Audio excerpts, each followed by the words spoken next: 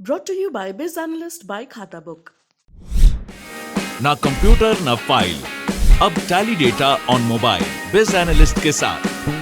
किसकी जीत किसकी हार, अब की बार किसकी सरकार। 10 मार्च को सुबह से लगातार पल पल का अपडेट सिर्फ और सिर्फ यूपी तक पर। क्या बिहार में जेडीयू बीजेपी की वजह से मुश्किल में है? दरअसल ऐसा मैं इसलिए कह रहा हूं कि हालिया घटनाओं पर अगर आप नजर डालें तो देखकर तो ऐसा ही लग रहा है। नमस्कार, मैं हूं इंद्र मोहन, आप देख रहे हैं बिहार तक। यूपी चुनाव के बाद और जिस तरीके से योगी आदित्यनाथ के बयान आए, उसके बाद से बिहार में भी कुछ बीजेपी विधायकों ने ऐसे ही बयान दिए। बिहार में भी इस बात की चर्चा होने लगी कि क्यों ना बिहार में भी योगी मॉडल ही लाया जाए। हालांकि ये तो बाद की बात है। इसके पहले बिहार में अगर आप देखें तो बीजेपी विधायकों की तरफ से अल्पसंख्यकों को लेकर लगातार बयान दिए गए। बीजेपी के 2 विधायक ऐसे थे जिन्होंने अल्पसंख्यकों को टारगेट करते हुए 2 बयान दिए, जिसका विधानसभा में काफी हंगामा हुआ। सबसे पहले तो हरिभूषण ठाकुर बचौल ने यह बयान दिया।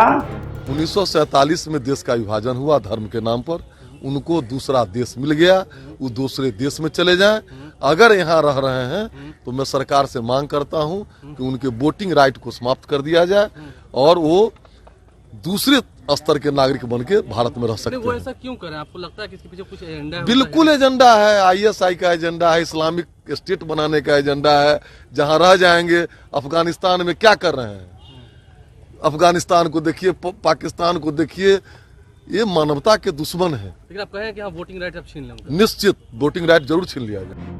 अल्पसंख्यकों के खिलाफ बयान देने के मामले में हरिभूषण ठाकुर बचौल अकेले नहीं थे, बल्कि बीजेपी के दूसरे विधायक कुमार शैलेंद्र ने भी ऐसा ही बयान विधानसभा के अंदर दिया, जब उन्होंने अल्पसंख्यकों को टारगेट करते हुए अपने बयान में कहा, यदि एक माननीय सदस्य यदि महोदय अगर अल्पसंख्यक को जो राष्ट्र विरोधी ताकत है उसके बारे में कुछ बोलते हैं तो इनको दर्द होने लगता है महोदय।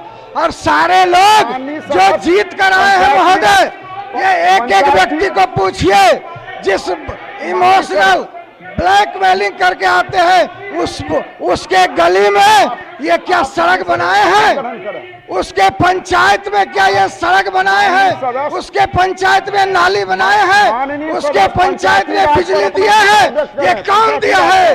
ये हमारी सरकार ने दिया है, हमारे बिहार सरकार ने दिया है महोदय। यही है पंचायती राज विभाग महोदय। तकलीफ हो रही है। लेकिन इन सब बयानों के बीच मुश्किल यह है, अगर आप पहले बयान को देखें तो जब हरिभूषण ठाकुर बचौल का बयान आया था और विधानसभा में हंगामा हुआ, उस वक्त भी नीतीश कुमार को अपनी स्पीच देनी थी।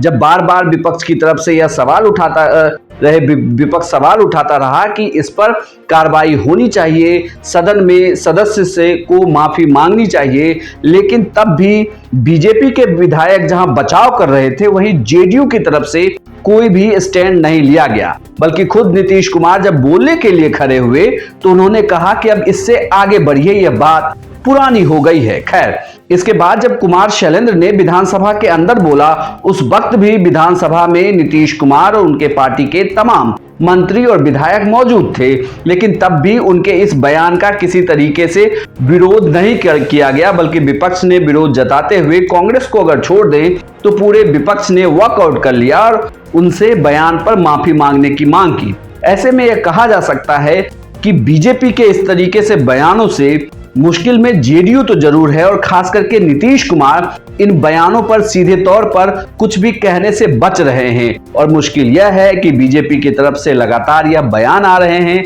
लेकिन नीतीश कुमार इन बयानों पर ना तो कोई सफाई दे रहे हैं और ना ही इन विधायकों को, चाहे वह विधानसभा के अंदर या बाहर हो, सीधे तौर पर यह कहा जा रहा है कि इस तरीके के बयान से वो बचे।